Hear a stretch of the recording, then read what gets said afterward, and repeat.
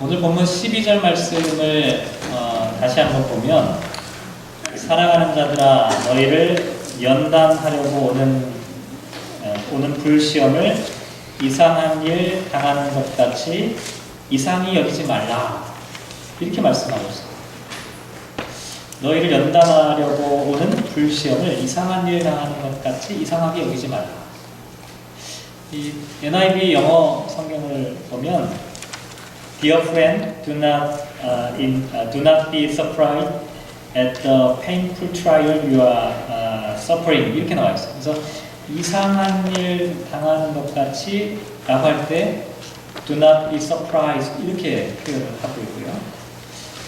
또 앞에 나와 있는 이상한 일이라고 하는 표현을 뭐라고 또 설명하면 as though something strange 이렇게 표현하고 있어요.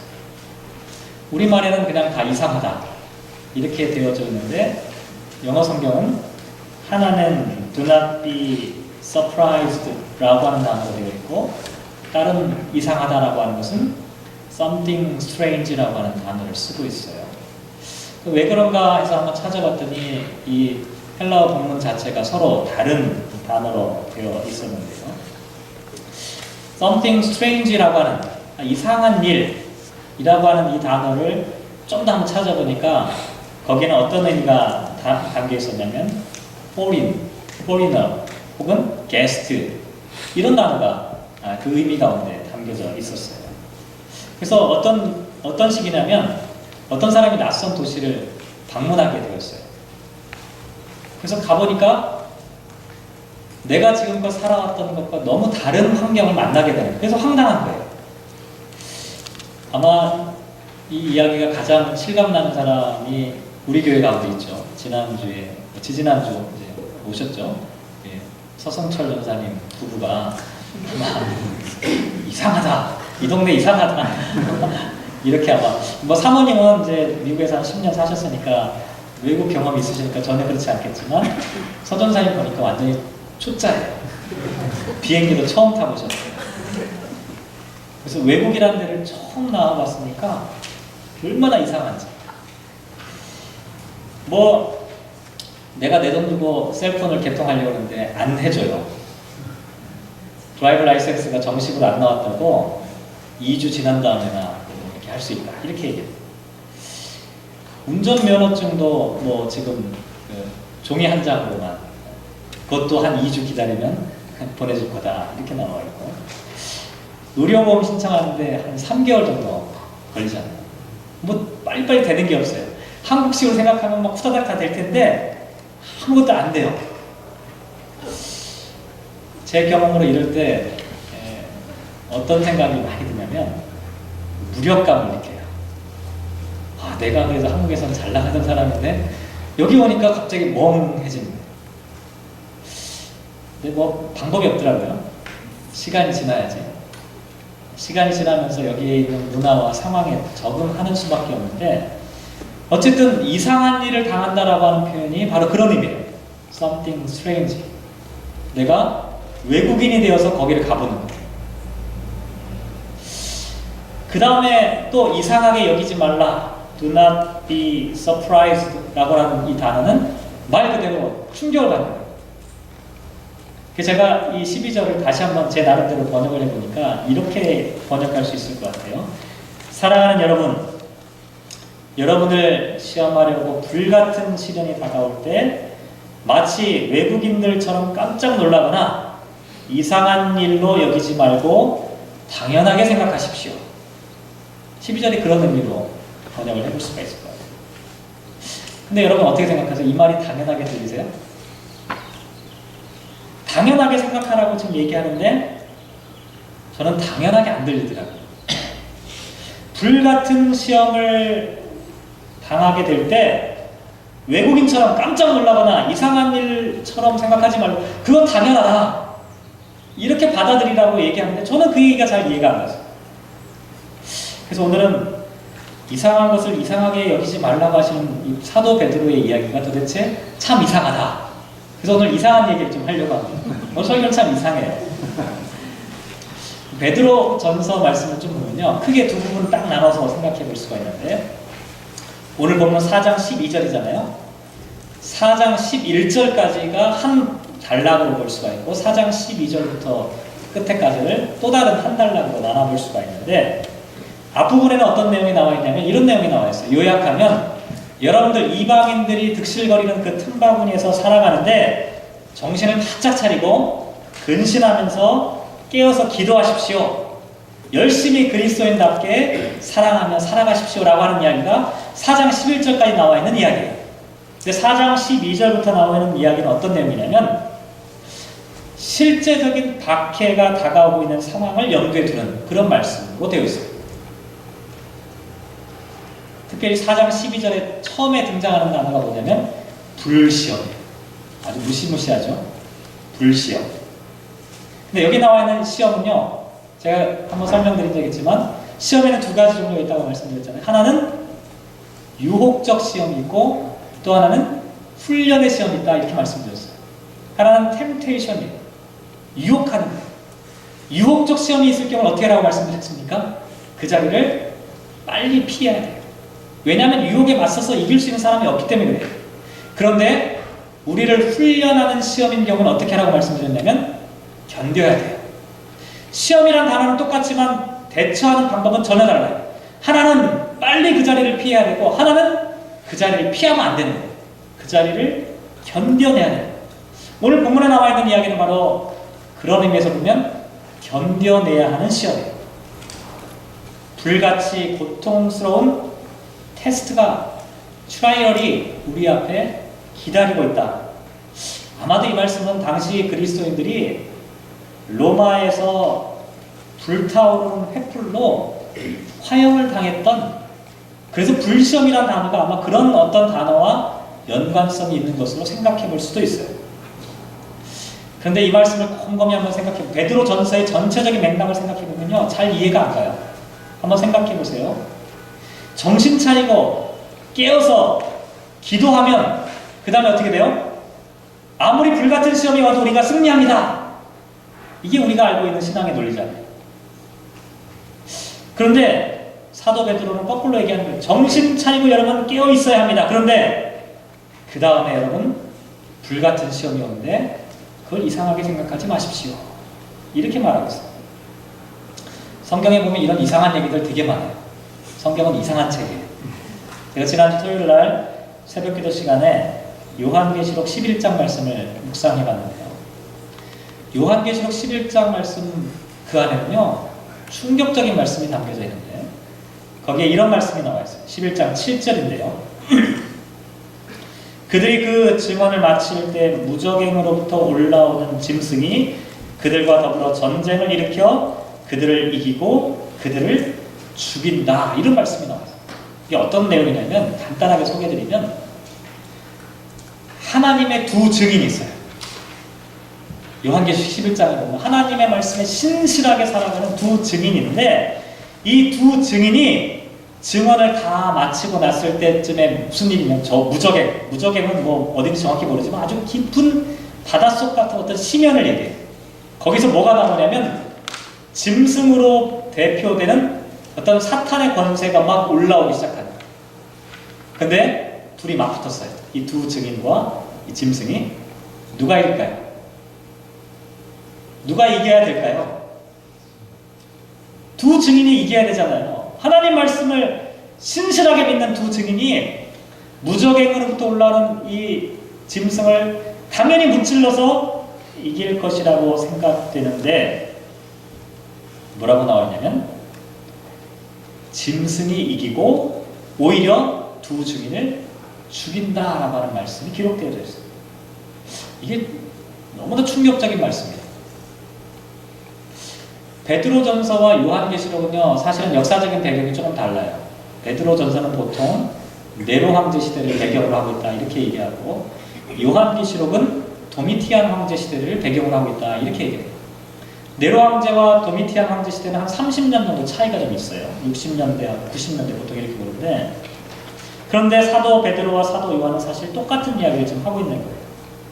여러분 신앙생활 잘 하십시오. 그러면 불시험을 만나지 않을 것입니다가 아니라 불시험을 만나는 것이 당연한 일입니다. 이렇게 얘기하고, 여러분, 극심한 박해의 상황 가운데서 끝까지 신앙생활을 잘했던 두 증인이 어떻게 되는 줄 아십니까? 죽습니다. 이렇게 이야기를, 아주 충격적인 이야기를 하고 있는 둘 중에 하나는 이상한 사람들이에요. 베드로와 요한이 이상한 게 아니라 베드로와 요한과 우리 사이. 곰곰이 한번 비교해보세요. 우리가 만약 신앙생활을 하는 이유가 불시험을 피하기 위한 것이라면, 그러면 사도 베드로와 사도 요한이 볼 때 우리는 참 이상한 사람들이에요. 사도 베드로와 사도 요한은 불시험 당하는 게 당연하다라고 얘기하는데, 우리는 불시험을 안 만나기 위해서 신앙생활하면 뭔가가 좀 안 맞는 거예요. 누가 이상한 사람인지 한번 오늘 말씀 보면 잘 드러나게 될 텐데, 제가 이 말씀 묵상하면서 좀 고민이 됐어요. 요즘 같은 세상에 어떻게 불시험을 만나지? 불시험을 만나기가 쉽지가 않잖아요. 옛날 초대교회 박해의 시대에는 불시험이 있을 수 있겠지만 지금은 박해가 없잖아요. 그래서 이렇게 한번 생각해, 그래, 우리가 신앙생활을 잘 하려면 고난을 초래해야 되는구나. 그럼 어떻게 하면 이 고난과 박해를 초래할 수 있을까? 어떻게 하면 될까요? 그냥 제가 생각해 볼 때, 저기 그 인어하버에 있는 저희 의사당에 보면 토템플 같은 거 있잖아요. 그런 거 하나 베버리면 아마 극심한 박해와 고난을 초래하지 않을까. 그렇게 하라는 얘기니까. 불시험을 받기 위해서 우리가 그렇게까지 하라는 얘기일까? 이 말씀이 어떻게 하는 것이 당연한 신앙생활인지 이 말씀 한번 고민해 볼 필요가 있다는 것이죠. 제가 이 말씀을 묵상하다가 걸려 넘어지는 이유가 불시험이라고 하는 이 단어 때문이다라고 하는 생각들을 제가 해보게 되었어요. 여러분, 불시험이라고 하는 말을 들으면 어떤 생각이 드세요? 조금 무시무시하죠. 그렇지 않나요? 불시험하면 화형당하는 장면이 떠오릅니다. 사자굴에 던져지는 일들이 생각나요. 순교자들이 목숨 걸고 예수님의 초상화 안 걸어가는 그런, 너 죽을래? 그 침 뱉고 예수님의 초상화 걸어갈래? 이럴 때 난 죽을래요 하면서 이런 장면들이 생각나요. 불시험하면. 그래서 우리도 불시험을 받아야 한다라고 하는 말을 들으면 왠지 아주 비장한 각오를 해야 할 것 같은 그런 상황을 생각하게 돼요. 물론 기독교 역사를 보면 그런 시대가 분명히 있었어요. 지금도 이 세상 가운데 그런 시험 가운데 놓여있는 사람들이 여전히 존재하는 것이 사실이에요. 그런데 여기 나와 있는 이 불시험이라고 하는 것을 꼭 그런 의미로만 이해할 필요는 없어요. 제가 앞에서 이상한 일, something strange라고 하는 단어 말씀드렸잖아요. 외국에 가서 낯선 경험을 하게 되면 여러 가지 이상하고 어려운 일들을 만나게 돼요.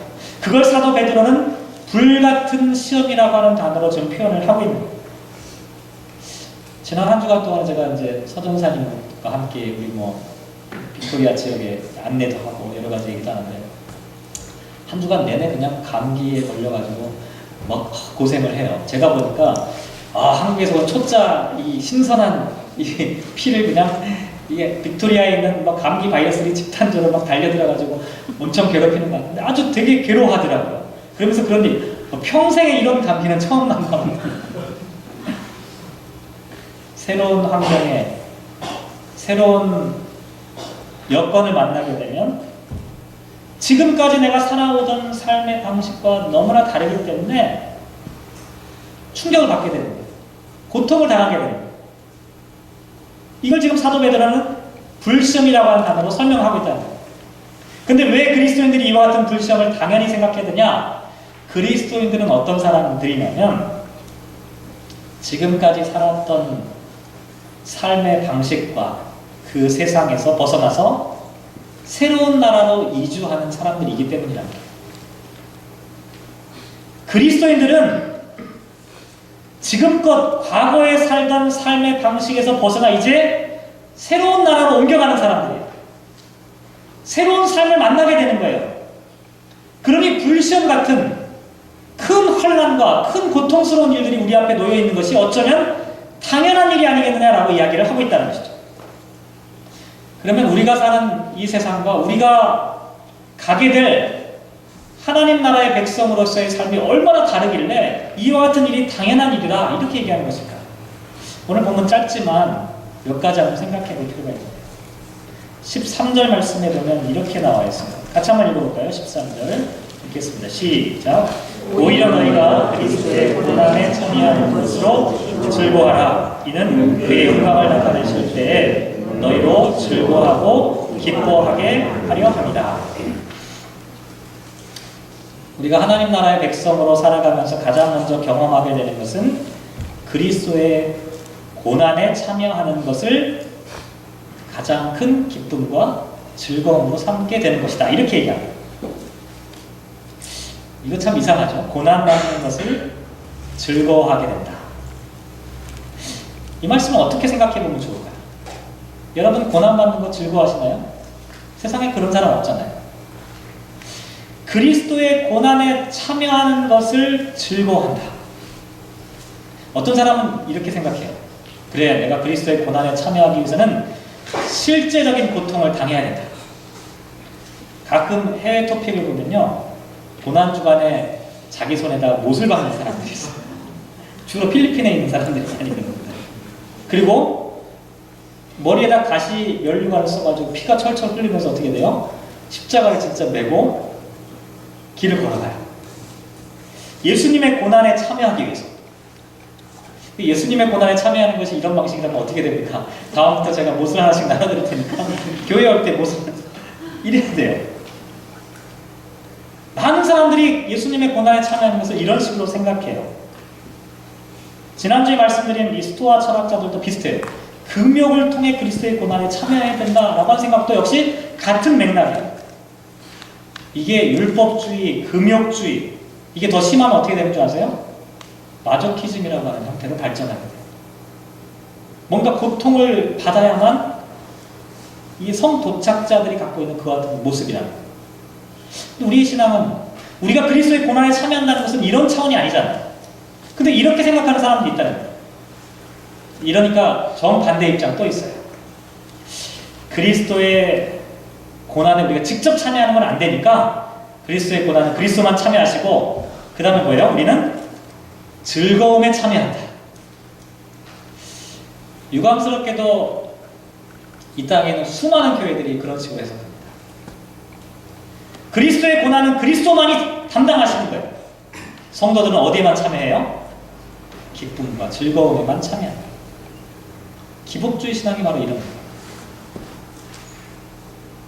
십자가 없이 영광에만 참여할 수 있다라고 생각하는 것이 오늘날 그리스도의 고난을 외면하고 영광에만 참여하도록 하는 그와 같은 신학에서 비롯되고 있다는 사실들을 생각해 볼 때 양쪽 다 극단이에요. 하나는 그리스도의 고난에 직접적이고 실제적으로 참여한다. 고행해야 된다라고 하는 입장. 또 하나는 그리스도의 고난에 참여할 수 없으니까 우리는 그 즐거움에만 참여하면 된다. 우리는 영광만 누리면 된다. 제가 생각할 땐 둘 다 아닌 것 같아요.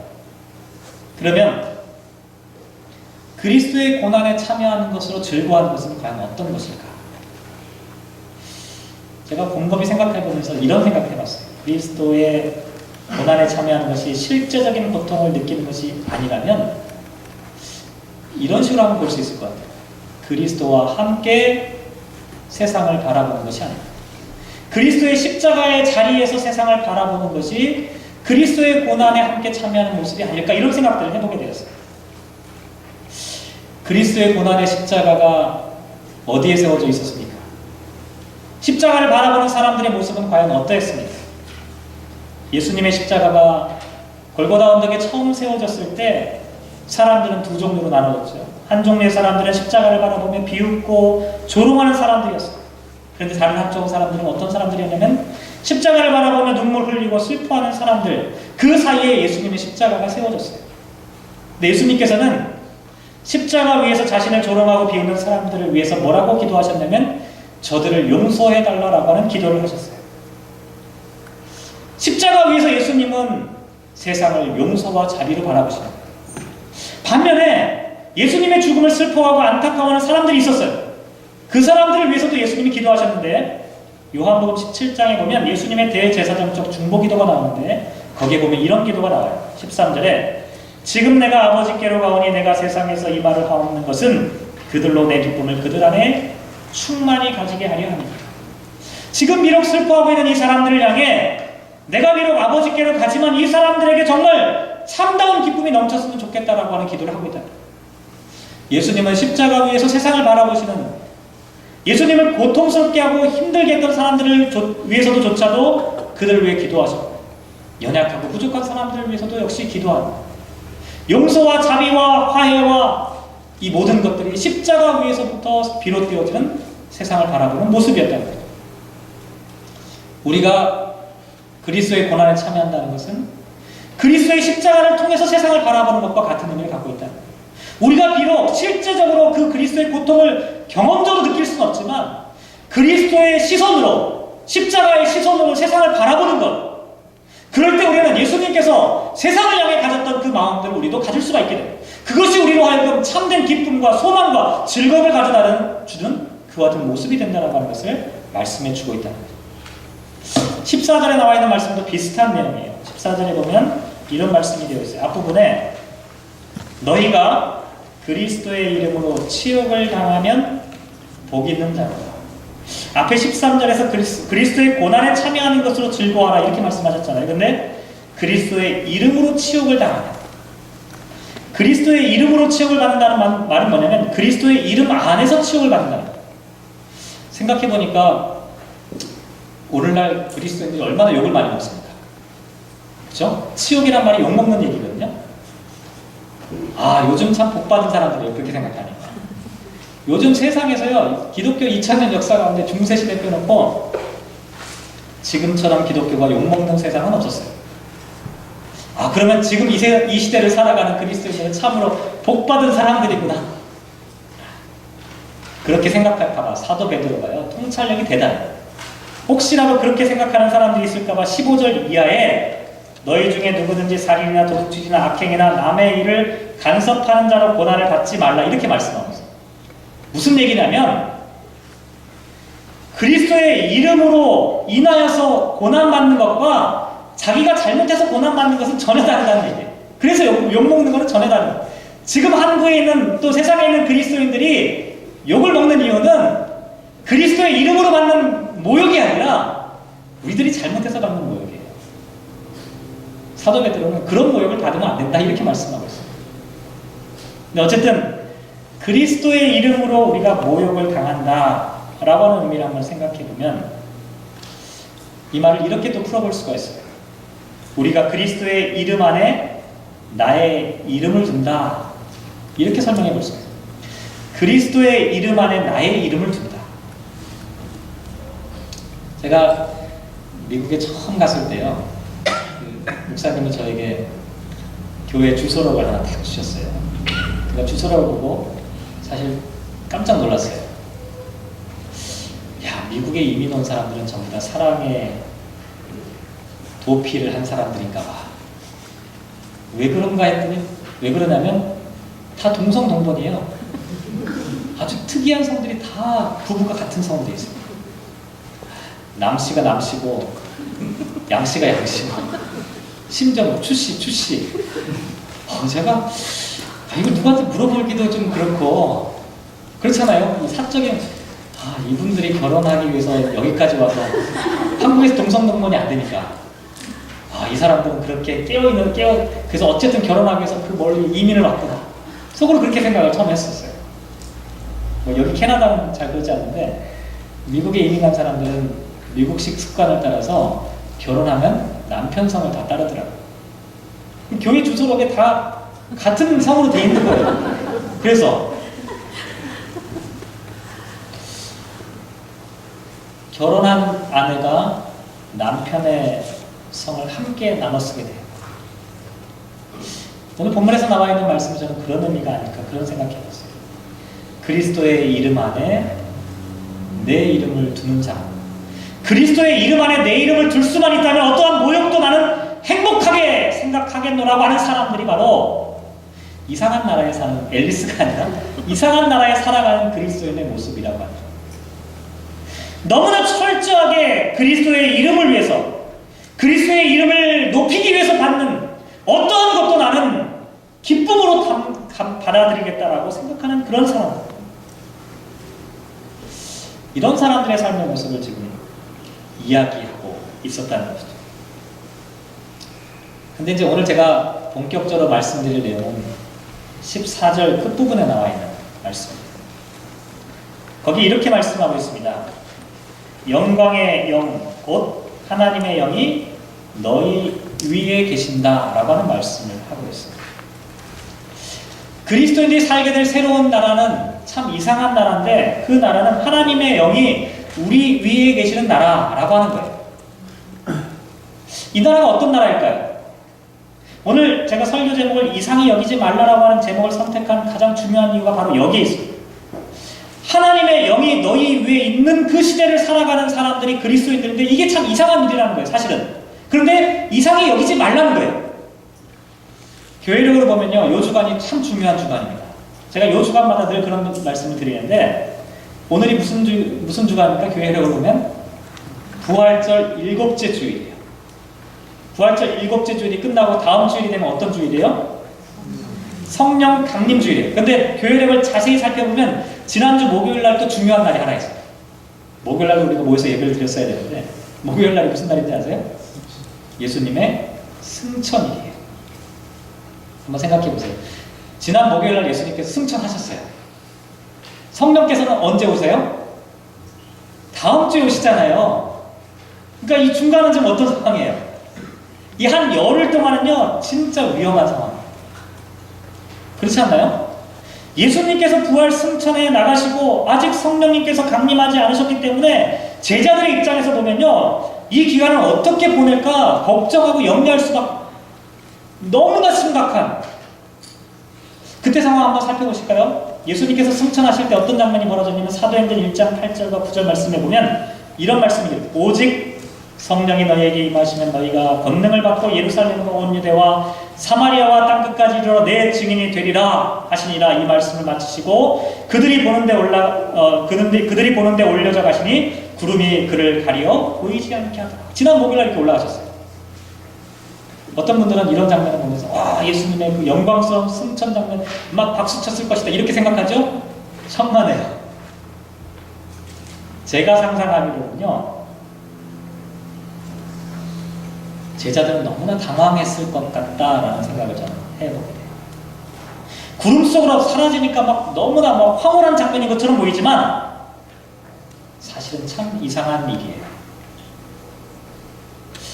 한번 생각해 보세요. 예수님께서 죽으셨는데 살아나셨어요. 살아나가서 제자들에게 막 보이기 시작했어요. 그때 제자들이 느꼈던 그 흥분과 그 감격 어땠을까요? 야, 이제 끝장났어. 죽었던 예수님이 다시 살아나셨으니까 예수님을 앞장세우고 우리가 이 세상에서 뭐든지 할 수 있겠다라고 하는 자신감이 아마 충만했을 거예요. 그래서 5절 말씀에 보면, 사도행전 1장 5절 말씀에 보면 어떤 제자가 이렇게 예수님께 말해요. 주께서 이스라엘 나라를 회복하심이 이때니까. 아, 예수님, 우리 이제 한번 해봅시다.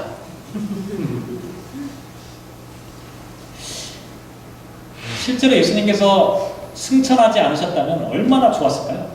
한번 생각해 보세요. 예수님이 승천하지 않으셨다면 부활의 증인들이 따로 뭐 필요하겠어요? 그냥 예수님이 오시면 되죠. 우리가 좀 있으면 뭐 이재철 목사님 모셔서 부흥사경회 하잖아요. 오실 필요 없어요, 사실. 그냥 이번 빅토리아 한인교회 부흥사경회는 강사로 예수님께서 오시겠습니다. 그러면 되잖아요. 그것보다 더 확실한 게 있어요. 승천에 올라가지 않으시고 우리와 함께하고 계셨다면 어차피 올라가신 예수님이나 강림하시는 성령님이나 그냥 삼위일체 쌤쌤이잖아요. 그러니까 차이가 없는데 왜 굳이 올라가셔가지고 이 제자들을 탐욕스럽게 하느냐. 예수님이 계셔서 그냥 본격적으로 하나님 나라의 운동을 이 세상 가운데 이루셨더라면 2000년 동안 이런 스트럭을 우리가 안 했대잖아요. 그런데 이상하게도 예수님은 승천하셨어요. 말이 좋아서 승천이지 이걸 다르게 표현하면 뭡니까? 더 이상 이 땅에 존재하지 않는 방법을 선택하셨어요. 예수님은 더 이상 이 땅에 존재하지 않는 방법을 선택하셨다. 대신 보이지 않는 성령님에 대한 약속만 하신 거예요. 부활하신 예수님 자신이 부활과 생명과 구원에 대한 가장 강력한 증거였는데 예수님은 스스로 그 증거를 인멸하셨어요. 참 이상하지 않나요? 저는 참 이상하더라고요. 근데 사도 베드로가 이 사실을 생각하면서 오늘 본문을 얘기합니다. 예수께서 승천하시고 대신 영광의 영, 곧 하나님의 영이 너희 위에 계시는 새로운 시대가 시작된다. 그러니 이상하게 생각하지 말라. 지난주 내내 이 이상함을 붙잡고 제가 시인했는데 어떤 일이 하나 저에게 있었는데 지난 목요일에 이제 셋째 아이를 드디어 학교에 보내기 위한 준비 작업을 하는 일이 하나 있었어요. 그 던캐스트의 학교를 보내기로 이제 아이들과 같이 이제 저희 가족들이 회의를 해서 보내기로 했는데 왜 거기에 보내기로 했냐면 둘째 지연이가 이제 그 레이트 프렌치 이머전에 지금 하고 있는데 RPTS에서 자기가 레이트 그 프렌치 이머전 해보니까 얼리를 하면 참 좋겠다 그런 의견을 얘기하는 거예요. 그래서 에스터는 얼리 프렌치 이머전을 보내세요 이렇게 강력하게 우리가 모르잖아요. 얼리가 좋은지 레이트가 좋은지 그래도 경험 있는 애가 또 얼리가 좋다니까 그래 얼리로 보내자 그렇게 하고 프렌치 학교를 찾아가서 우리 집에서 가까운 데를 알아봤더니 거기가 던캐스트였어요. 그래서 마침 목요일 날이 아이들 오리엔테이션 하는 날이라서 에스터를 데리고 학교를 찾아가는데 가니까 이렇게 하더라고요. 다 라이브러리에 모여있는데 아이들을 이제 프렌치 이머전 하는 그 클래스로 데리고 가라는 거예요. 처음으로 한번 그 클래스 시범 교육을 하겠다고. 대신 부모님들은 다 나와서 학교 투어를 이제 시켜주는 거예요. 여러분은 다 아시겠지만 에스터가 한국말도 잘 안 되죠. 영어는 영어도 안 되죠. 프렌치는 정말 아무것도 알지 못하는데 걔를 탁 이제 손을 붙잡고 그 프렌치 하는 그 선생님 앞으로 탁 걔를 탁 내려놓고 이렇게 딱 나오려고 하는데 뒤를 싹 돌아보는 거예요. 아이가 저를 탁 바라보는데 그 눈빛 아빠가 왜 나를 여기다 내려놓을까?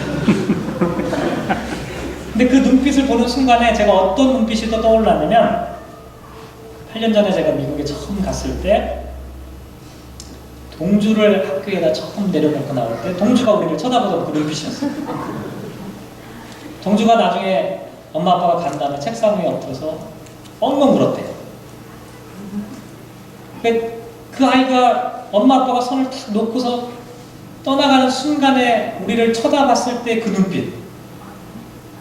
지연이는 그때 그 프리킨더가든 학교에 그 프리킨더가든이 있어서 거기다 놓고 왔는데 똑같았어요. 지연이를 그 교실에다 딱 내려놓고 손을 탁 놓으면서 나오는 순간에 보았던 눈빛이 그 눈빛이었어요. 너무나 당혹스러워하는 거예요. 이 상황을 받아들이지 못하는 거예요. 왜 엄마 아빠가 나를 여기다 내버려 두고 가실까? 너무나 이상한 상황이에요, 얘들한테는. 그때 일을 생각하면서 오늘 본문을 한번 생각해봤어요. 예수님께서 승천하시는 거예요. 하늘로 올라가시는 예수님께서 제자들을 바라보고 제자들이 어떤 눈빛을 예수님이 보셨을까라고 생각해요. 제가 아이들에게 봤던 그 눈빛이 아마 예수님께서 제자들을 통해 봤던 그 눈빛과 똑같았을 것 같아요. 제자들은 어떻게 해야 될지 모르는 거예요. 그러니까 어떻게 돼요? 성령 강림절 되기 전까지 제자들이 막 엄청 기도를 하는 거예요. 기도는요 이럴 때 하는 거예요 사실은. 정말 어떻게 해야 될지 모를 때 예수님 부활 승천하시고 성령님 오시기 전까지 막 갈피를 못 잡는 거예요. 그 상황에서 제자들이 할 수 있는 유일한 선택은 기도하는 수밖에 없었다는 거예요. 근데 어쨌든 예수님께서 왜 떠나가실까 알 수 없었던 거예요. 이해하기 어렸던 거예요. 성령님에 대한 약속을 주시긴 주셨는데 손에 잡히진 않는 거예요. 도대체 이 상황은 어떻게 되는 것인지 이 제자들의 마음 가운데는 이상한 상황이 지금 벌어지고 있어요. 사도 베드로도 역시 마찬가지였어요. 같이 있었잖아요. 나중에 오순절 성령 강림 사건을 체험하고 나서야 예수님께서 승천하시던 그때의 장면을 그제서야 이해하게 된 거예요. 이제 새로운 시대가 열리고 있다는 사실을 사도 베드로는 그 당시에는 몰랐던 거예요. 그때는 당혹스럽고 이상했는데 지나고 보니까 성령 강림의 역사를 통해서 이제 새로운 시대가 예수 그리스도의 보여지는 그와 같은 인격을 통해 신앙하는 시대가 아니라 우리들의 마음 가운데 성령 하나님 찾아오셔서 이 땅에 있는 모든 사람들에게 사마리아와 땅끝까지 이르러 하나님의 복음의 증인이 되는 역사가 이루어지는 새로운 시대가 열리는 그 전환점에 있다는 사실을 그때는 몰랐는데 그 시간과 과정을 통하면서 하나씩 깨닫게 됩니다. 그 사실을 깨닫게 되니까 사도 베드로가 뭐라고 얘기하냐면 여러분 이 전환점을 이상하게 생각하지 마십시오. 이렇게 말씀하고 있다. 말씀을 한번 정리하죠. 8년 전에 저도 한국을 떠나서 처음 미국에 왔을 때를 이 서전사님 부부가 와서 함께 지금 지내고 있으니까 그때 생각이 참 많이 나더라고요. 아, 참 안타깝기도 하고 마음이 짠하기도 하고 언어가 다르고 문화와 삶의 방식이 전혀 다른 이 사람들을 보면서 수많은 혼돈과 갈등을 느끼게 되는 그런 시간입니다. 그런데 그게 저만 느낀 것도 아니고 서전사님만 느끼는 것도 아니고 사실 이 자리에 있는 저와 여러분이 다 느꼈잖아요. 이민 온 사람들은 성경을 이해하기가 너무 좋아요. 이민을 안 오면 어떻게 그걸 알겠어요? 새로운 문화 가운데 이 당혹스러움. 처음에는 누구나 그렇게 어려운 시간을 보낼 수밖에 없다는 거예요. 우리도 마찬가지예요. 우리가 하나님 나라의 백성으로 살아가는 그 과정에 이 트랜짓하는 이 과정이 우리가 그동안 살아왔던 삶의 방식이 너무나 익숙해요. 새로운 하나님 나라의 백성으로 살아가는 게 너무 이상하고 당혹스럽게 느껴지는 그 시기가 지금 우리가 살아가고 있는 이 모습이라는 것이죠. 그런데 이 일을 먼저 경험했던 사도 베드로가 얘기하는 겁니다. 사랑하는 성도 여러분, 이상한 일이 아닙니다. 그것은 당연한 일입니다. 말씀을 묵상하며 그런 생각해봤어요.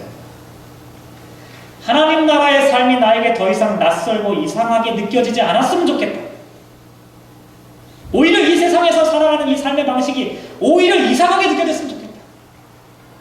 내가 그리스도인으로 살아가면서 주일날 예배를 마치고 세상에 나갈 때 당혹스러워했으면 좋겠다. 이런 생각을 해봤어요. 이 이상한 사람들 앞에서 내가 어떻게 살아갈까? 하나님의 창조의 본성을 잃어버린 이 사람들 앞에서 나는 어떻게 이 세상을 살아갈 것인가? 그리스도의 고난에 참여하는 즐거움이 좀 자연스러운 일이 됐으면 좋겠다. 그리스도의 이름 앞에 내 이름을 함께 두면 어떠한 치욕을 당하더라도 그것이 나에게 복으로 받아들여야 돼. 그것이 아주 평범한 삶이 되었으면 좋겠다. 이런 생각을 해봤습니다. 더 이상 손으로 잡을 수 있고 눈으로 볼 수 있는 그 주님이 나와 함께 하시지 않는다 할지라도 늘 나와 함께 계시는 성령님을 통해 믿음의 여정을 살아가는 것이 더 이상 불편하지 않고 아주 익숙하면 얼마나 좋을까요? 사랑하는 성도 여러분, 여러분에게 이상한 것은 무엇입니까? 저와 여러분에게 이상하게 비춰지는 것은 과연 무엇일까요? 간절히 바라기는 이 땅에 있는 사람들이 우리를 이상하게 볼 수 있는 그리스도인이 되었으면 좋겠습니다. 우리는 이 세상을 이상하게 살아가는 사람들이 되었으면 좋겠습니다. 성령 하나님께서 우리 위에 계시기 때문에 우리는 세상 사람들이 살아가는 삶의 가치관과 삶의 태도와 삶의 방법과는 전혀 다르게 하나님 나라의 백성으로 이상하게 세상 사람들이 볼 때는 이상하게 살아가는 그런 그리스도인들. 저와 여러분이 일평생 살아가면서 한번 살아봄직한 그런 삶이 아닐까요? 간절히 바라기는 이 한 주간 참으로 위태로운 시간이라고 말씀드렸는데 열심히 기도하시면서 성령님의 임재를 기다렸던 이 제자들처럼 우리들도 함께 그렇게 기도하며 이상한 시대를 준비할 수 있는 저와 여러분이 되었으면 참 좋겠습니다. 기도하겠습니다.